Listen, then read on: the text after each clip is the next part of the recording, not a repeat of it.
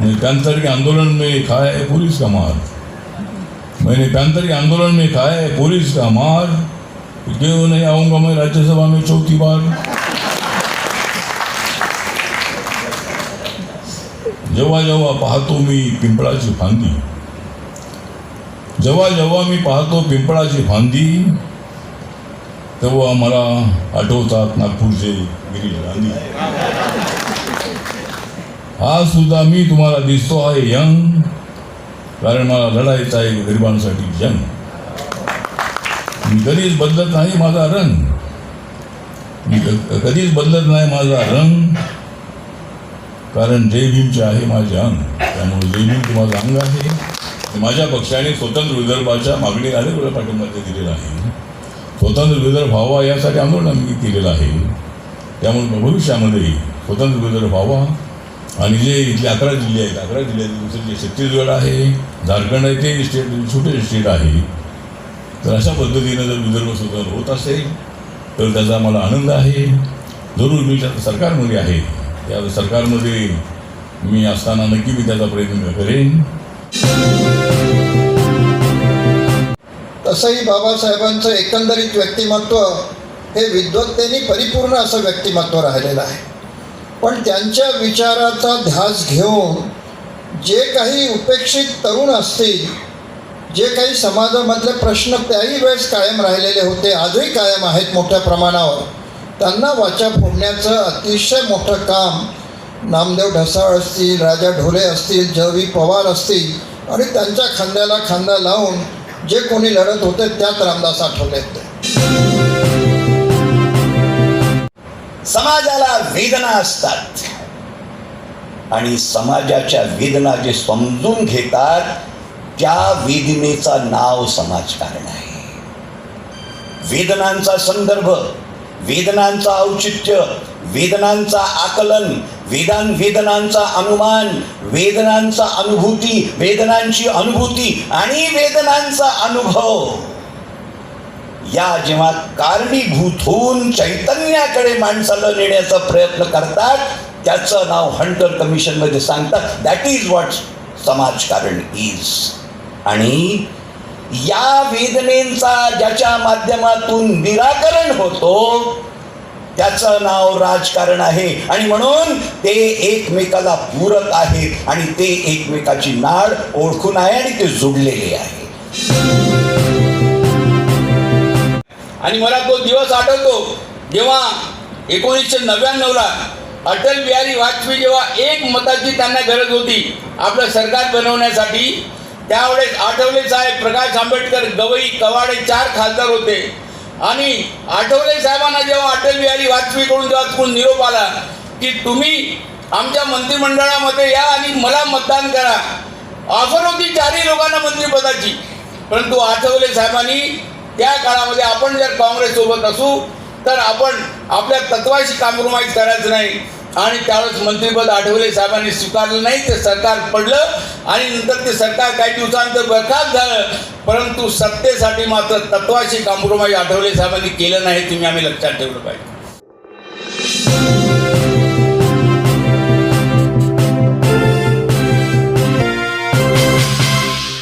ET news network, हर पल आपके साथ, बने रहिए आखिरी तक।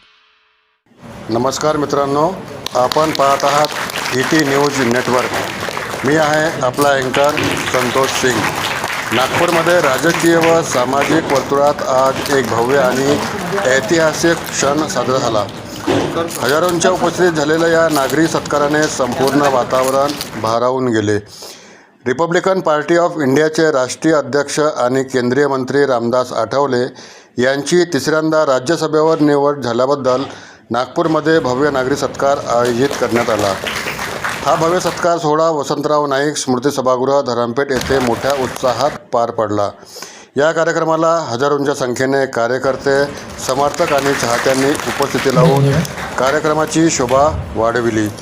या सत्कार समारंभात कृष्णा इन्स्टिट्यूट ऑफ मेडिकल सायन्सचे प्रमुख सल्लागार विद्यावाचस्पती डॉक्टर वेदप्रकाश मिश्रा यांच्या हस्ते सत्कार करण्यात आला। तसेच ओबीसी महासंघाचे अध्यक्ष प्राचार्य डॉक्टर बबनराव तायवाडे यांची प्रमुख उपस्थिती होती. कार्यक्रमाच्या अध्यक्षस्थानी राष्ट्रसंत तुकडोजी महाराज नागपूर विद्यापीठाचे माजी कुलसचिव डॉक्टर पूरणचंद्र मेश्राम होते. याप्रसंगी विदर्भ साहित्य संघाचे अध्यक्ष डॉक्टर गिरीश गांधी यांच्यासह अनेक मान्यवर उपस्थित होते. तसेच सामाजिक, शैक्षणिक आणि राजकीय क्षेत्रातील अनेक प्रतिष्ठित व्यक्तींनी या कार्यक्रमाला हजेरी लावली. रामदास आठवले यांच्या कार्याचा गौरव करताना नागपूरकरांनी दिलेला हा भव्य सत्कार त्यांच्या लोकप्रियतेची आणि जनधाराची साक्ष देतो. अशाच ताज्या आणि विश्वासार्ह आणि प्रभावी बातम्यांसाठी पाहत रहा ET न्यूज नेटवर्क. धन्यवाद. ET न्यूज नेटवर्क, हर पल आपके साथ. बने रहिए आखिरी तक. आठवले साहेबांचे नाव घेताच डोळ्यांसमोर उभा राहतो तो संघर्षाचा धगधगता ज्वालामुखी आणि चेहऱ्यावर उमटते एक आदरयुक्त स्मित. आठवले साहेबांचे संपूर्ण आयुष्य म्हणजे केवळ एक राजकीय प्रवास नाही, तर तो प्रस्थापित अन्यायाविरुद्ध पुकारलेला एक एल्गार आहे. समाजात जेव्हा जेव्हा शोषितांवर अन्याय झाला तेव्हा तेव्हा साहेबांचा आवाज त्या अन्यायाविरुद्धची प्रचंड ललकारी बनला. बंधू आणि बहिणीनो, ज्यांच्या आशीर्वादामुळे, ज्यांच्या प्रेरणेमुळे जय भीमचा नारा दे दे मला मंत्रिपदापर्यंत जाण्याची संधी मिळाली. बाकीचं तुम्ही सर्व विसरा, बाकीचं सर्व तुम्ही विसरा. पण आज माझा सत्कार करण्यासाठी आलेले आहेत वेद प्रकाश मिश्रा. गिरीश गांधीजी देत असतात गरिबांना आसरा. गिरीश गांधी देत असतात गोर गरिबांना आसरा. म्हणूनच मी तुम्हाला दिसतो नेहमीच हसरा. जो माझ्याशिवाय कोणत्याही नेत्याला गेला नाही शरण, जो माझ्याशिवाय कोणत्याही नेत्याला गेला नाही शरण, त्याचं नाव आहे मेश्राम पुरण. नागपूरचं मला नेहमीच राहणार आहे स्मरण. नागपूरचं मला नेहमीच राहणार आहे स्मरण. कारण इथेच बाबासाहेब आंबेडकर गेले होते गौतम बुद्धांना शरण. तर आजचा हा जो सत्कार आहे, या सत्कारामध्ये अनेक पाहुणे आलेले आहेत, अनेक इंटेलेक्च्युअल लोक इथं आलेले आहेत. वक्ते सुद्धा तेवढेच भारदान अशा पद्धतीचे आहेत.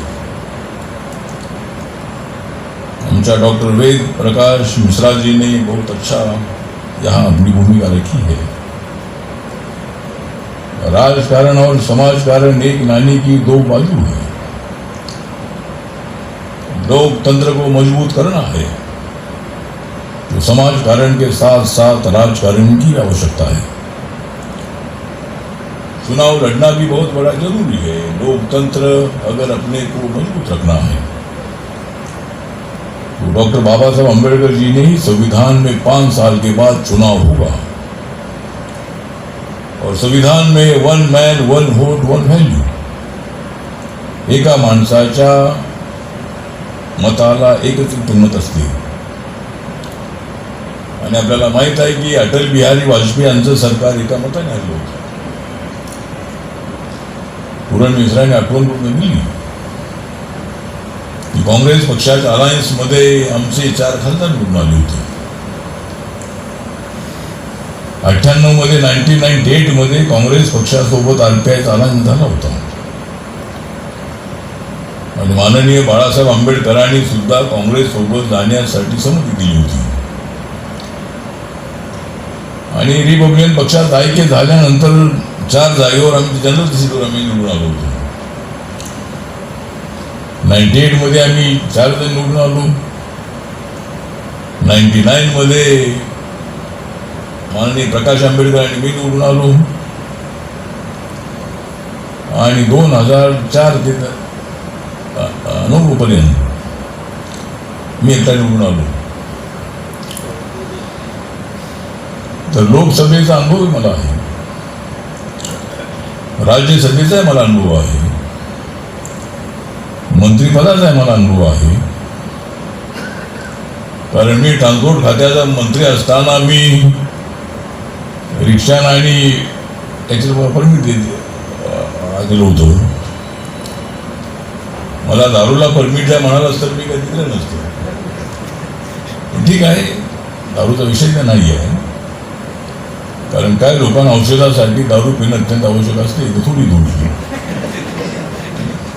विषय नाही आहे. परंतु राजकारणामध्ये येण्याची माझी अजिबात इच्छा नव्हती. मंत्री बनण्याची सुद्धा माझी अजिबात इच्छा नव्हती. मला पवार साहेबांनी सांगितलं की तूच मंत्री होणं अत्यंत आवश्यक आहे. आणि आपल्याला माहीत आहे की 1990 मध्ये काँग्रेस रिपब्लिकन पक्षाचा आनंद झाला. त्यावेळेला रिपब्लिकन पक्षाचं ऐक्य झालं होतं. बाळासाहेब आंबेडकर, गवई साहेब, कवाडे सर, खोब्रागडे गट, आमचा तंत्रचा ग्रुप, आम्ही सगळे एकत्र होतो. पण वाद या विषयावर होता की जनता दलासोबत जायचं की काँग्रेससोबत जायचं. त्यामध्ये माझा आग्रह असा होता की काँग्रेससोबत जाणं अत्यंत आवश्यक आहे. आणि त्यावेळेला बाळासाहेब आंबेडकरांनी जर माझं ऐकलं असतं तर शरद पवारांना आपण सांगितलं असतं की आम्हाला 1/3 सत्ता हवी आहे. त्यावेळेला शिवसेना भाजपची ताकद वाढत होती. माननीय बाळासाहेब ठाकरेंच्या सभा नागपूरमध्ये, अमरावतीमध्ये, औरंगाबादमध्ये, मुंबईमध्ये अनेक ठिकाणी फार मोठ्या सभा होत होत्या. बराचसा ओबीसी समाज जो आहे हा शिवसेनेकडे, बीजेपीकडे वळलेला होता. त्यामुळे पवार साहेबांना असा अंदाज होता की जर आरपी आपल्यासोबत आला नाही तर आपल्याला सत्ता मिळत नाही. पण माझं मत असं होतं की आपण काँग्रेससोबत जायला हवं. आणि त्यावेळेला जर बाळासाहेब आंबेडकरांनी, गवई साहेबांनी, कवाडे सरांनी माझं ऐकलं असतं तर मी आता म्हणालो त्या पद्धतीनं रिपब्लिकन पक्षाचे 15-20 मंत्री झाले असते. तेवढ्या 288 जागापैकी पवार साहेबांनी आपल्याला 30, 40, 50 जागा दिल्या असत्या. त्याच्यामधल्या 25-30 जागा निवडून आल्या असत्या, 40 जागा निवडून आल्या असत्या. आणि त्यावेळेला गवई साहेब माझ्यासोबत होते. म्हणजे आमची 36 लोकांची, आमची 33 लोकांची समिती होती. आणि या 33 लोकांच्या समितीमधल्या 23 लोकांनी सांगितलं की आपण काँग्रेससोबत जायला हवं. पण बाळासाहेबांनी काय आमचं ऐकलं नाही आणि काँग्रेसच्या बाजूनं बहुमत झालं. त्यानंतर प्रकाश आंबेडकर, गवई साहेब आणि मी, आमची सुकाणू समिती होती. त्या सुकाणू समितीमध्ये गवई साहेबांचं आणि माझं मत एकच होते की आपण काँग्रेससोबत जायला हवं. ठीक आहे, तर तो एक इतिहास आहे. जर कदाचित आम्ही काँग्रेससोबत तेवढ्याच आधी गेलो असतो, 98 मध्ये आम्ही गेलो होतो आम्ही. पण त्यावेळेला जर आम्ही गेलो असतो तर कदाचित मोठी सत्ता आपल्याला मिळाली असती. पण ठीक आहे, एकट्या पक्षाला सत्ता मिळणं अत्यंत अवघड आहे. महाराष्ट्रामध्ये मंडल आयोग लागू झाला त्यावेळी पवारसाहेब मुख्यमंत्री होते, मी त्या समाजकारण खात्याचा मंत्री होतो. त्यामुळे महाराष्ट्रामध्ये 27% आरक्षण ओबीसीना देण्याच्या त्या मिटिंगमध्ये कॅबिनेटचे मी होतो. पण आमच्या हा मंत्रालयाचा विषय होता. त्यामुळे ओबीसीना आता आरक्षण मिळालेलं आहे. मराठा समाजाला आरक्षण मिळावं अशी आमची मागणी होती. मराठा समाजाला आरक्षण द्या अशी माझी मागणी अशी होती. SC, ST, ओबीसीच्या आरक्षणाला धक्का न लावता मराठा समाजामधल्या गरिबांना आरक्षण द्या अशा पद्धतीची आमची मागणी असायची. त्यामुळे ठीक आहे, तर आता मराठा समाजासाठीचं आंदोलन चालू असते, ओबीसीचं आंदोलन चालूच आहे. दोघांच्या आंदोलन आमचा पाठिंबा आहे. पण आमचं म्हणणं हेच आहे, ओबीसीमधून नको. मराठा समाजाला आरक्षण द्यायचं असेल तर जो खरा ओबीसी असेल त्याला आरक्षण मिळायला हरकत नाही आहे. आणि मराठा समाजातल्याही गोरगरिबांना मिळालं पाहिजे. त्याच्यामध्ये आता म्हणजे EWचं आरक्षण आहे.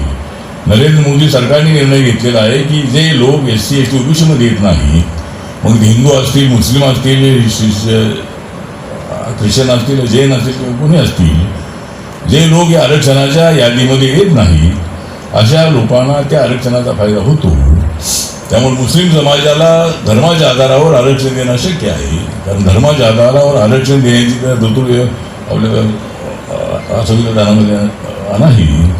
त्यामुळं पण मुस्लिम समाजाच्या अनेक जाती ओबीसीमध्ये आहेत. 80% मुस्लिम समाज जो आहे 80% हा ओबीसीमध्ये आहे.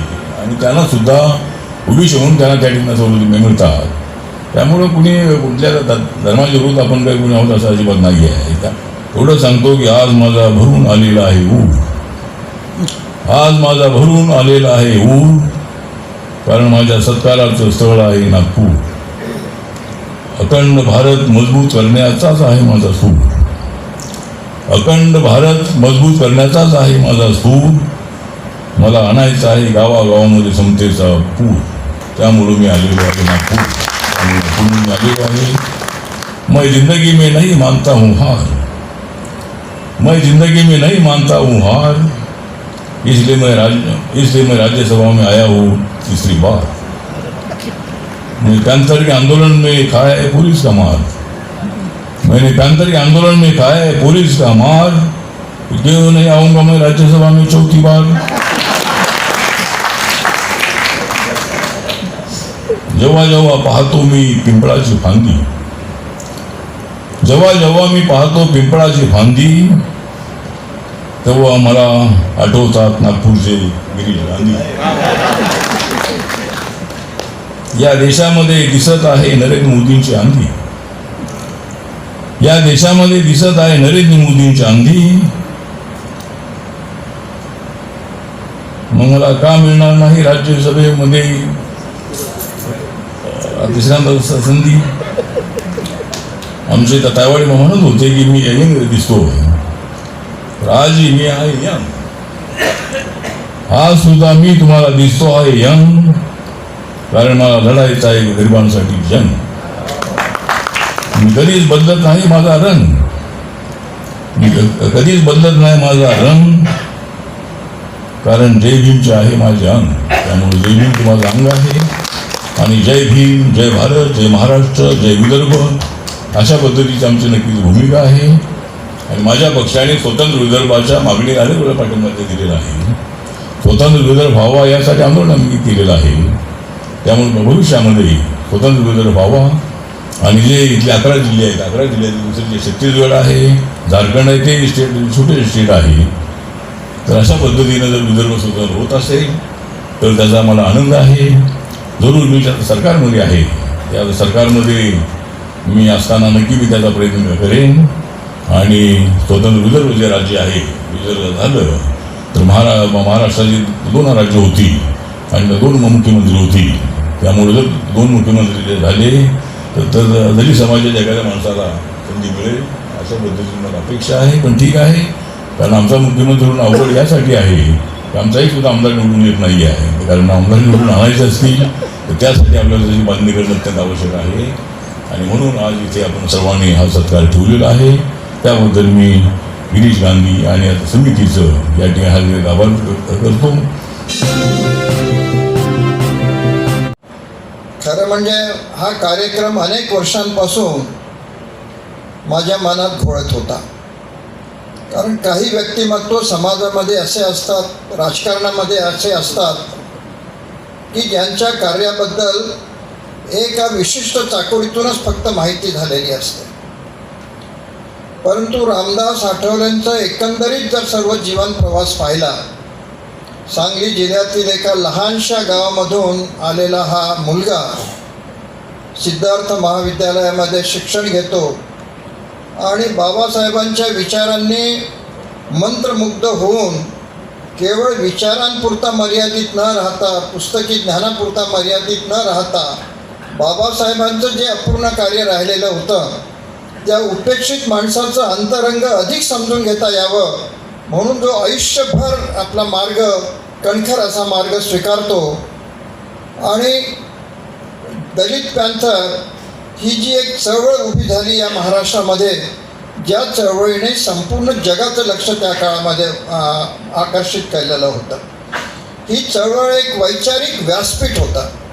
इतक्या मोठ्या प्रमाणावर वैचारिक व्यासपीठ. तसंही बाबासाहेबांचं एकंदरीत व्यक्तिमत्व हे विद्वत्तेने परिपूर्ण असं व्यक्तिमत्व राहिलेलं आहे. पण त्यांच्या विचाराचा ध्यास घेऊन जे काही उपेक्षित तरुण असतील, जे काही समाजामधले प्रश्न त्याही वेळेस कायम राहिलेले होते, आजही कायम आहेत मोठ्या प्रमाणावर, त्यांना वाचा फोडण्याचं अतिशय मोठं काम नामदेव ढसाळ असतील, राजा ढोले असतील, ज.व्ही. पवार असतील आणि त्यांच्या खांद्याला खांदा लावून जे कोणी लढत होते त्यात रामदास आठवले होते. माझा त्यांचा तेव्हापासून परिचय आहे. दलित पॅन्थरपासून मी त्यांच्या एकंदरीत कार्याचा कधी दुरून कधी जवळून साक्षीदार राहिलो आहे. 1990मध्ये प्रथमतः ते महाराष्ट्राच्या मंत्रिमंडळात समाज कल्याण मंत्री झालेत आणि त्याच्यानंतर ते MLC झाले. हाही कधी कधी योग असतो की आधी मंत्री होणे आणि नंतर जे आवश्यक क्वालिफिकेशन आहे, बेसिक क्वालिफिकेशन मंत्री होण्यासाठी, नंतर ते MLC झाले. तिथून त्यांचा जो राजकीय प्रवास सुरू झाला तो अतिशय थक्क करणारा आहे. माणसाला जेव्हा पदं मिळत असतात, विशेष करून राजकीय पदं मिळत असतात, त्यावेळेस त्याच्या कमिटमेंट ज्या असतात, जे त्याचे कन्व्हिक्शन्स असतात ते कायमच राहतात असं नाही. असा अनुभव आपल्याला बऱ्याच नेत्यांच्या बाबतीत, विविध पक्षातील नेत्यांच्या बाबतीत येतो. परंतु एक हा नेता मी असा पाहिला, सातत्याने मी पाहत आहोत की आजही दिल्लीमध्ये कोणत्याही मंत्र्याकडे जितके लोक नसतात तितके त्यांच्या घरी असतात. आजही देशातून विविध राज्यांमधून असे कार्यकर्ते त्यांच्याकडे येत असतात आणि वेगवेगळ्या समस्या घेऊन येतात. वेगवेगळं दुःख जे असतं त्यांचं, ते दुःख घेऊन त्यांच्याकडे येतं. आणि अलीकडच्या राजकारणामध्ये सर्वसामान्य माणसाला कोणत्याही नेत्याकडे, कोणत्याही पक्षाच्या नेत्याकडे कधी थारा मिळत नाही. अशा वेळी एक माणूस असतो नागपूरच्या राजकारण, आपल्या दिल्लीच्या राजकारणामध्ये, जो केवळ मराठी माणसाला जवळचा वाटतो असं नाही, तर तेलंगणामधून आलेला असो, तमिळनाडूमधून आलेला असो, हिमाचल प्रदेशमधून आलेला असो, देशातल्या विविध राज्यांमधून आलेल्या सर्व उपेक्षित माणसाचा आधार जर कोणी असेल त्या ठिकाणी, तर त्याचं नाव रामदास आठवले असतं. जिस पॉलिटिकल इथॉस के संविधान को लिखते समय जिस दार्शनिक पृष्ठभूमि का चिंतन बाबा साहब ने किया, मैं उसका स्मरण कराना चाहता हूं. देयर कैनॉट बी राजकारण and there should not be राजकारण जो समाजकारण के गर्भ से पैदा ना हो. राजनीति केवल सत्ता का खिलवाड़ नहीं, राजनीति केवल पदलोलुपता के संदर्भ नाही, राजनीति केवल हे गेले आणि त्यांच्या जागी हे आले इतकं राजकारणाचा अर्थ होऊ शकत नाही.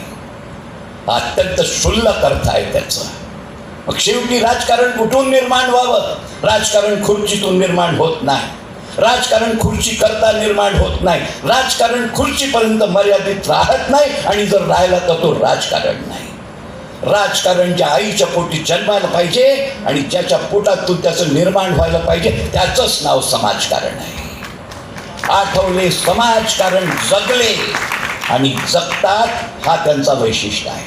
समाजकारण म्हणजे काय? समाजकारणाच्या अनेक व्याख्या शैक्षणिक संदर्भात दिल्या जातात, पण हंटर कमिशन समोर या देशातला डॉक्टर आंबेडकरांचे गुरु महात्मा ज्योतिराव फुले यांनी हंटर कमिशनचं डिपोजिशन दिलं आहे. गिरीशबाई अत्यंत बोलका आहे. त्याच्यात ते म्हणतात समाजाला वेदना असतात आणि समाजाच्या वेदना जे समजून घेतात त्या वेदनेचं नाव समाजकारण आहे. वेदनांचा संदर्भ, वेदनांचं औचित्य, वेदनांचा आकलन, वेदनांचा अनुमान, वेदनांचा अनुभूती, वेदनांची अनुभूती आणि वेदनांचा अनुभव या जेव्हा कारणीभूत होऊन चैतन्याकडे माणसाला नेण्याचा प्रयत्न करतात त्याचं नाव हंटर कमिशनमध्ये सांगतात दॅट इज व्हॉट समाजकारण इज.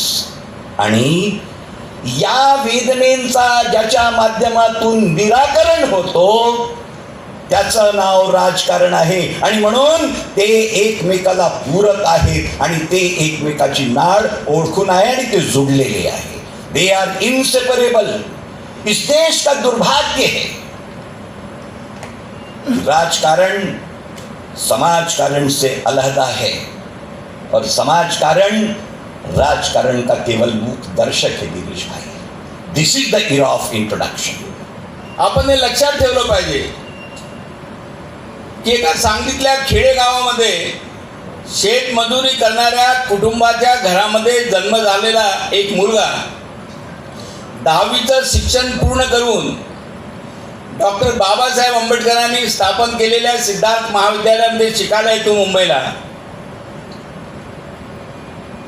आणि पार्ट 1 मध्ये शिकत असताना दलित पॅंथरची मुवमेंट सुरू होते आणि त्या मुवमेंटमध्ये स्वतःला झोकून देतो, रस्त्यावरचं आंदोलन करतो, गावागावामध्ये जातो, जिथे जिथे गावावर दलित शोषित समाजावर अन्याय अत्याचार झाला त्या अत्याचाराच्या विरुद्ध आवाज बुलंद करतो. आणि मग केवळ रस्त्यावरची लढाई करून चालणार नाही, तर या लोकांचा आवाज जो आहे तो आवाज या देशाच्या विधानसभेमध्ये, या देशाच्या लोकशाहीमध्ये, या देशाच्या राज्यसभेमध्ये बुलंद केला पाहिजे. आणि जोपर्यंत आपण या देशाच्या धोरण प्रक्रियेमध्ये समाविष्ट होत नाही, जोपर्यंत या देशाची धोरणं ठरविण्याच्या प्रक्रियेमध्ये किंवा धोरणं ठरविण्याच्या यंत्रणेमध्ये आपण समाविष्ट होत नाही, तोपर्यंत केवळ रस्त्यावरच्या लढाईला काही अर्थ राहत नाही. आणि म्हणून आठवले साहेब मंत्रालयामध्ये पूर्ण महाराष्ट्राचे तमाम कार्यकर्ते आपले प्रश्न घेऊन जेव्हा सिद्धार्थ विहारला जायचे, त्या सिद्धार्थ विहार म्हणजे सिद्धार्थ हॉस्टेल, तिथे आठवले साहेब राहायचे आणि त्यांचे प्रश्न घेऊन मंत्रालयामध्ये जायचे, मंत्र्याला निवेदन द्यायचे, सेक्रेटरीला निवेदन द्यायचे. तेव्हा त्यांच्या लक्षात आलं की आपण लोकांना मागत असतो की तुम्ही आमच्या ह्या मागण्या पूर्ण करा आणि तुम्ही त्यांच्या त्या मागण्या पूर्ण करा. तेव्हा आठवले साहेबांच्या लक्षात आलं की आता आपण आयुष्यभर लोकांना मागायचं का, की तुम्ही आम्हाला हे द्या, तुम्ही आम्हाला ते द्या. त्या मंत्रालयामध्ये फिरून मंत्र्याला निवेदन देताना आम्ही तमाम पॅंथरचे लोक आम्ही आठवले साहेबांना म्हणालो की आता यापुढे आपण केवळ रस्त्यावरची लढाई करून मंत्र्यांना केवळ मागायचंच नाही, तर यापुढे अशा पदावर बसायचं की आता मागायचं नाही तर लोकांना देण्याची ताकद, देण्याचं सामर्थ्य हे स्वतःमध्ये आपण निर्माण केलं पाहिजे. आणि तिथून दलित पॅंथरच्या मुवमेंटला एक नवी खराटी मिळाली की आता आपण लोकांना दिलं पाहिजे, आपल्यामध्ये ते सामर्थ्य आपण निर्माण केलं पाहिजे, लोकांना मागायचं नाही. आणि मग जेव्हा या राज्यामध्ये भाजप शिवसेनेचं सरकार होतं आणि पहिल्यांदा जेव्हा राजकीय युती करण्याचा प्रश्न आला, तेव्हा शरद पवार साहेबांनी पहिल्यांदा आग्रह धरला आठवले साहेबांना बोलून की या राज्यावर मोठं संकट कोसळलेलं आहे, कोसळत आहे आणि या देश राज्याला वाचवायचं असेल तर तुम्ही आमच्या सोबत या, तुम्ही आम्हाला पाठिंबा द्या, आमच्या सोबत युती द्या, युती करा आणि या महाराष्ट्राला आम्ही वाचवलं पाहिजे. आणि म्हणून भाजप शिवसेनेच्या विरुद्ध काँग्रेसची पहिल्यांदा आठवले साहेबांनी शरद पवारांसोबत युती त्यावेळेस केली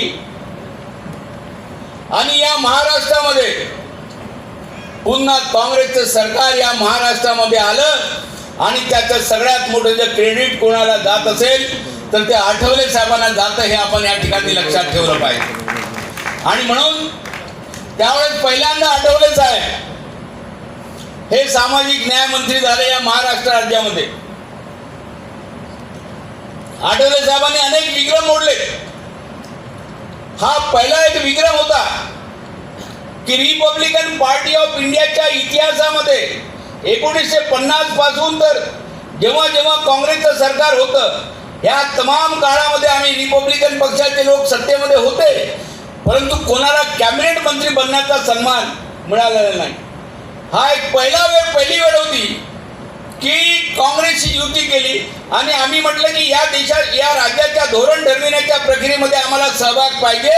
आणि पहिल्यांदा आठवले साहेब हे राज्याचे सामाजिक न्याय मंत्री झाले, समाज कल्याण मंत्री झाले आणि तिथून या दलितांना जे आहेत ते या धोरण ठरविण्याच्या प्रक्रियेमध्ये सहभाग होण्याचा सन्मान या ठिकाणी आम्हाला मिळाला, हे आपण या ठिकाणी लक्षात ठेवलं पाहिजे. 1988 ते 90 या 2 वर्षाच्या कालावधीमध्ये जेव्हा आदरणीय काशीरामजींच्या आव्हानाला प्रतिसाद देऊन मंडल आयोग लागू करो वर्णाखुर्ची खाली करू हे आंदोलन जेव्हा या देशामध्ये पेटलं तेव्हा आम्ही नागपुरामध्ये त्या चळवळीचे कार्यकर्ते होतो आणि तिकडे पश्चिम महाराष्ट्राची जबाबदारी आठवले साहेब निभावत होते. मंडल आयोग लागू करू, वरणा खुर्ची खाली करू. आणि मी आनंदात नेहमी म्हणत असतो की मंडल आयोग लागू करण्यामध्ये आमच्या ओबीसी समाजापेक्षा दलित समाजांचं जे योगदान आहे ते 90%. कारण आमचा ओबीसी घराच्या बाहेरच नव्हता निघत, त्याला आरक्षण माहीतच नव्हतं. आपल्यासारखी मंडळी तिकडे पासवान साहेब होते, रामविलास पासवान, आमचे लालू प्रसाद यादव होते, तेव्हाचे मुलायमसिंग यादव, हे सर्व मंडळी एकत्र आली. केंद्र सरकारवर प्रेशर आलं आणि म्हणून त्यावेळेचे पंतप्रधान व्ही.पी. सिंग यांना 7 ऑगस्ट 1990 रोजी मंडल आयोग लोकसभा आणि राज्यसभेमध्ये पास करावा लागला आणि या देशातल्या ओबीसीला पहिल्यांदा इतिहासात न्याय मिळाला. त्याचे जर खरे कोणी शिरदार असेल ज्यांना द्यायला पाहिजे त्या सर्वांमध्ये एक म्हणजे आठवले साहेब आहे. ही आपल्या सर्वांसाठी एक आनंदाची गोष्ट आहे.